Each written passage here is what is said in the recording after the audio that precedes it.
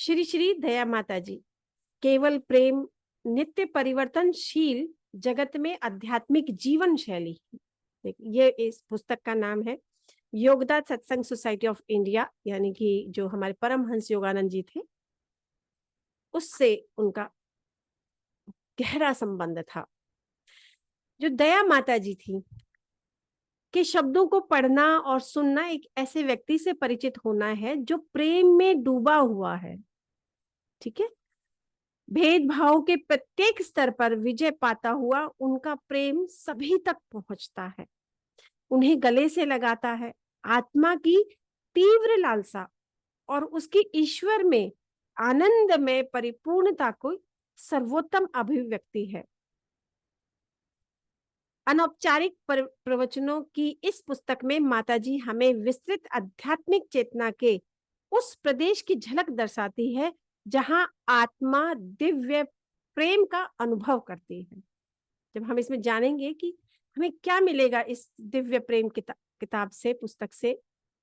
तो दया माता जी का जन्म था सॉल्ट लेक सिटी, यूटा, यानी कि अमेरिका में जन्म हुआ था उनका। वे बचपन से ही ईश्वर की प्राप्ति के लिए तीव्र उनका आकर्षण जो था वो अनुभव करती थी।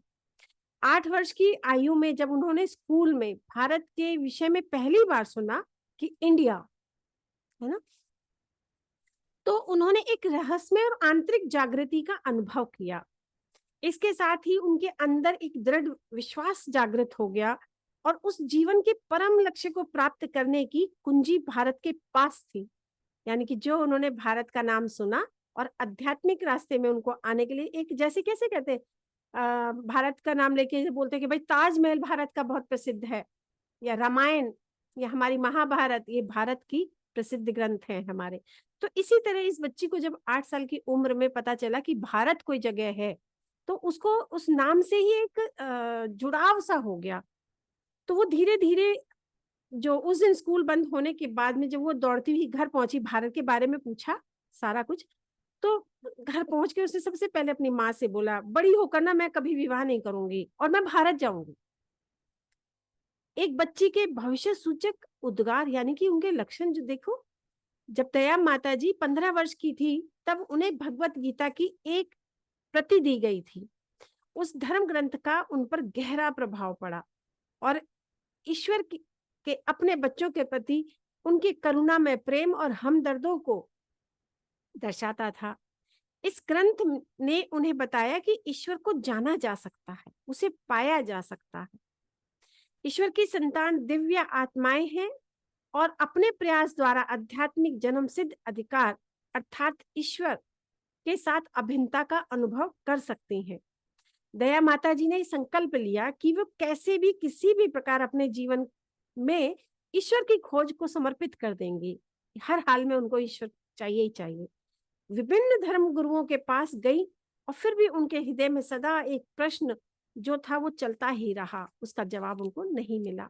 ईश्वर से कौन प्रेम करता है, उन्हें कौन जानता है, मैं कैसे उनके बारे में जानूं। दुख के साथ उन्हें एहसास हुआ कि उनकी खोज में एक मूलभूत कमी है। एक ऐसे व्यक्ति का मार्गदर्शन चाहिए जो वास्तव में ईश्वर को जानता हो। सन 1931 में जब दया माताजी 17 वर्ष की थी तो उन्होंने परमहंस योगानंद जी को पहली बार देखा। वे सॉल्ट लेक सिटी में श्रोताओं की एक बड़े समूह को संबोधित कर रहे थे। अपने ऊपर पड़े उनके प्रथम प्रभाव को पुनः स्मरण करते हुए उन्होंने कहा, मैं आपसे इसका वर्णन कैसे करूं। वहां मैंने जब उन्हें मंच पर देखा तो मैं एकदम मंत्रमुग्ध हो गई और इच्छा शक्ति के आध्यात्मिक बल पर ईश प्रेम प्रवचन दे रहे थे योगानंद जी। मैं रोमांचित हो उठी। उसी क्षण मैंने पहचान लिया कि वे ये बंदा है जो ईश्वर को जानता है और मुझे ईश्वर का मार्ग भी दिखा सकता है।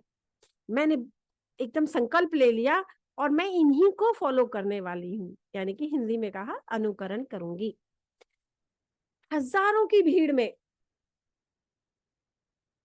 यह असंभव प्रतीत होता था कि दया माता जी को उस गुरु से मिलने का कोई अवसर प्राप्त हो सकेगा, लेकिन परंतु ये कहा गया है कि कभी कभी दुर्भाग्य में भी एक छिपा हुआ वरदान होता है। हम लोग हर समय दुर्भाग्य को कोसते हैं, वहां पे भी वरदान मिलने वाला है। दया माता जी लंबे समय से एक गंभीर रक्त विकार विकार से पीड़ित थी। देखिए यहाँ पे उस रोग ने जिसका उपचार करने में चिकित्सक असमर्थ रहे थे, उन्हें स्कूल छोड़ने पर मजबूर होना पड़ा और निष्ठा पूर्वक परमहंस जी के प्रवचनों में जाती रही और बहुत सम्मत, मतलब एक कहते ना सरेंडर हो गई। उनके सूजे हुए चेहरे को ढकने वाली पट्टियों ने महान गुरु का ध्यान आकर्षित कर लिया। देखिए वो भीड़ में थी, है ना, लेकिन जब ऐसी बीमारी थी उनको और उसका जो चेहरा जो था एकदम अलग सा हो गया था और बहुत हालत उनकी बहुत ज्यादा सीरियस थी। तो परमहंस जी जो थे, जो कहते हैं ना कि कुछ कुछ अलग दिखता है, तो उनकी नजर परमहंस जी की वहां पर दया माता जी के ऊपर पड़ी। उनका जो ध्यान था उनकी तरफ चला गया। तो प्रवचन के अंत में परमहंस जी ने श्रोताओं से कहा कि 7 दिनों में इनके रोग का कोई लक्षण शेष नहीं रहेगा। यानी कि जो दया माता जी थी इतनी बीमार थी, और जब उनका उनसे आई कांटेक्ट हुआ और उनसे बातचीत हुई तो उन्होंने कहा अगले 7 दिन में इनके अंदर कोई बीमारी नहीं रहेगी। परंतु दया माता जी के लिए इस विलक्षण रोग मुक्ति से बड़ा आशीर्वाद था। ईश्वर प्राप्त इस संत से मिलने का सौभाग्य। अत्यंत शर्मीली थी, उन्हें आज तक इस बात पर आश्चर्य होता है कि कैसे उनसे प्रथम शब्द कहने का साहस जुटा पाई। मैं आपके आश्रम में प्रवेश करने की तीव्र इच्छा रखती हूँ, अपने जीवन को ईश्वर की खोज में समर्पित करना चाहती हूँ। गुरुदेव ने उनकी ओर एक क्षण अंतर्भेदी दृष्टि से देखा, और बेशक तुम करोगी, ठीक है, परंतु इसके लिए एक चमत्कार की आवश्यकता थी, क्योंकि उनके परिवार का विरोध प्रबल था। एक चमत्कार जो वे अभी कम उम्र की लड़की ही थी, और उनकी भावनाओं को समझने वाली उनकी माँ के अतिरिक्त उनका परिवार अनजान धर्म का अनुसरण करने के लिए उनके घर छोड़ने की सर्वथा विरुद्ध था। परंतु एक शाम परमहंस योगानंद जी ने अपने प्रवचन में कहा, यदि कोई भक्त उत्तर पाने के दृढ़ निश्चय के साथ पूर्ण गहनता से ईश्वर को पुकारे तो अवश्य ही परमात्मा का उत्तर प्राप्त होगा। दया माता जी ने संकल्प किया और उस रात सबके सो जाने के बाद बैठक में गई, एकांत में रही और हृदय को ईश्वर के समीप उड़ेलते हुए उनके आंसुओं की झड़ी लग गई। कई घंटों के बाद उनके समर्पण अस्तित्व पर एक गहन शांति छा गई। मास्टर्स 1 मिनट का मेडिटेशन।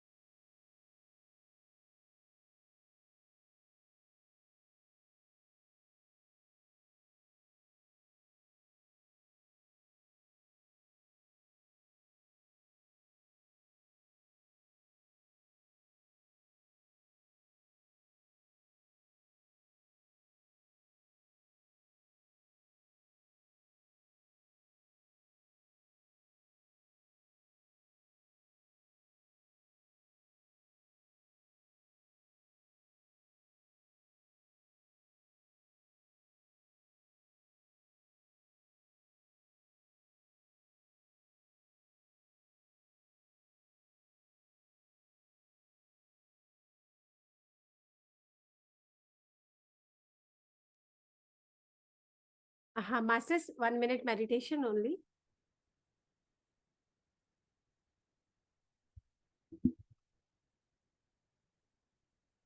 1 minute meditation.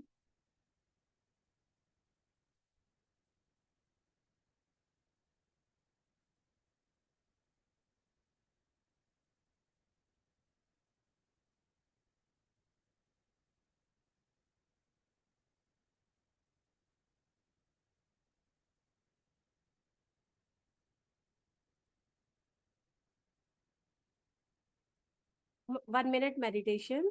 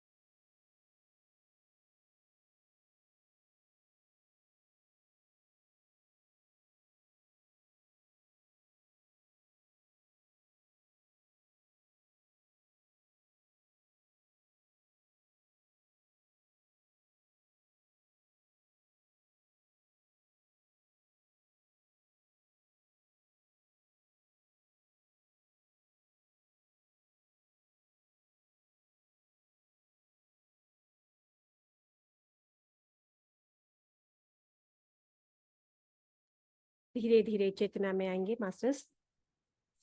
तो अभी हमने जाना कि एक जो दृढ़ संकल्प होता है वो कितना पावरफुल होता है। उन्होंने ईश्वर को पुकारा और उनके आंसुओं की जो थी झड़ी लगी हुई थी। कई घंटों बाद संपूर्ण अस्तित्व पर एक गहन शांति छा गई और वे उससे ज्यादा रो भी ना सकी। वो जान गई कि ईश्वर ने उनकी प्रार्थना सुन ली है। 2 सप्ताह के अंदर सारे द्वार खुल गए। वे लॉस एंजल्स से परमहंस के आश्रम में प्रवेश पाने में सफल हो गई। अपने गुरु के चरणों में उनका जो समय तेजी से बीतता जा रहा था, बहुत खुश थी। आश्रम प्रशिक्षण का वह आरंभिक काल संघर्ष रहित नहीं था। परमहंस जी प्रेम पूर्वक दृढ़ता और इस युवा चेली को एक आदर्श शिष्या के रूप में रूपांतरित करने में व्यस्त थे। बाद में उन्होंने दया माता जी को बताया कि उन्होंने उन्हें उन वर्षों में वही कठोर प्रशिक्षण दिया जो उनके गुरु श्री श्री स्वामी श्री युक्तेश्वर जी ने उन्हें दिया था। एक महत्वपूर्ण कथन था, क्योंकि आगे चलकर दया माता जी को आध्यात्मिक एवं व्यवस्था संबंधी उसी पद का उत्तराधिकारी पाना था, तो युक्तेश्वर जी ने परमहंस जी को जो प्रदान किया सब दिया। कहते हैं ना, गुरु ने शिष्य को सब कुछ दिया। जैसे जैसे समय बीतता गया, गुरुदेव दया माता जी को अधिक से अधिक उत्तरदायित्व सौंपते चले गए। अपनी महासमाधि से कई वर्ष पूर्व परमहंस जी ने उन्हें माउंट वॉशिंगटन अंतरराष्ट्रीय मुख्यालय का प्रशासन संबंधी कार्यभार संभालने को कह दिया। एकांतवास में चले गए और अधिकांश समय लेखन कार्य में व्यतीत करने लगे। जैसे जैसे संस्था का जो कार्यकलाप था वो बढ़ते चले गए और दया माता जी की आध्यात्मिक एवं प्रशासन संबंधी उत्तरदायित्व भी अधिकाधिक बढ़ते चले गए। वह समय आ गया जब गुरुजी ने अपनी शिष्या से कहा कि शीघ्र ही वे अपने भौतिक शरीर को त्यागने वाले हैं। स्तंभित हो दया माता जी ने उनसे पूछा, उनके बिना यह कार्य कैसे जारी रहेगा? वो बड़े प्यार से बोले, यह याद रखो, मेरे इस संसार को छोड़ने के बाद केवल प्रेम ही मेरा स्थान ले सकता है। ईश्वर के प्रेम में दिन और रात इतनी डूब जाओ कि तुम्हें ईश्वर के अतिरिक्त कुछ भी याद ना रहे। वही प्रेम तुम सभी को दो। ये शब्द उनके जीवन के पथ प्रदर्शक बन गए। परमहंस जी ने 7 मार्च 1952 को लॉस एंजल्स में महासमाधि ली। एंजलिस में 3 वर्ष के बाद श्री जनक आनंद जी के ब्रह्मलीन होने के पश्चात दया माता जी गुरुदेव की संस्था की तीसरी अध्यक्षा बनी। परमहंस योगानंद जी के आध्यात्मिक उत्तराधिकारी एक सच्ची दयामयी की माँ की तरह थी, जो उनके नाम का अर्थ है योगदान Satsang society of India self realization fellowship से संबंध और निष्ठापूर्वक पालन को सुनिश्चित करती रहती और आध्यात्मिक मार्गदर्शन में सबका और आश्रमों का सन्यासी शिष्यों के प्रशिक्षण का भी ध्यान रखती थी। परमहंस योगानंद जी के विश्वव्यापी मिशन के आध्यात्मिक रूप में 55 से भी अधिक वर्षों तक अपनी सेवाएं देने के बाद दया माता जी 96 वर्ष की आयु में 30 नवंबर 2010 को शांतिपूर्वक पंच तत्व में विलीन हुई। भारत की कालजयी आध्यात्मिक परंपराओं के अनुसार प्रसार एक अग्रदूत के रूप में उनकी उपलब्धियों को New York times, Los Angeles times, the times of India सहित अमेरिका, भारत, अन्य देशों में मुख्य समाचार पत्रों पर पत्रिकाओं में प्रमुखता के प्रकाशित किया गया। गुरुदेव के कार्य और योगदान सत्संग सेल्फ रियलाइजेशन भक्तों के लिए समर्पित था और ईश्वर के समस्त जिज्ञासु अपने आध्यात्मिक परिवार ने एक अंग के रूप में देखती थी, चाहे वे किसी भी मत के क्यों ना हो। कैथोलिक सिस्टर्स ऑफ चैरिटी संप्रदाय की एक सिस्टर नन ने दया माता जी से मिलने और उन्हें अनेक अवसरों पर सुनने के बाद एक टिप्पणी की थी, एक धार्मिक संप्रदाय के सदस्य होने के नाते मेरे लिए दया माता जी ईश्वर और मानव जाति की सेवा में समर्पित जीवन की एक ज्वलंत उदाहरण है।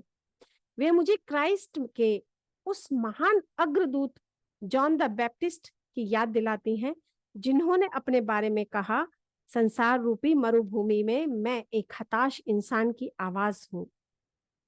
ईश्वर के पथ को सरल बनाओ। उनकी दृष्टि में कोई भी कैथोलिक, प्रोटेस्टेंट अथवा हिंदू नहीं है, केवल एक परम पिता परमेश्वर की संतान है। प्रत्येक को स्नेह पूर्वक स्वागत करती है। उनके हृदय में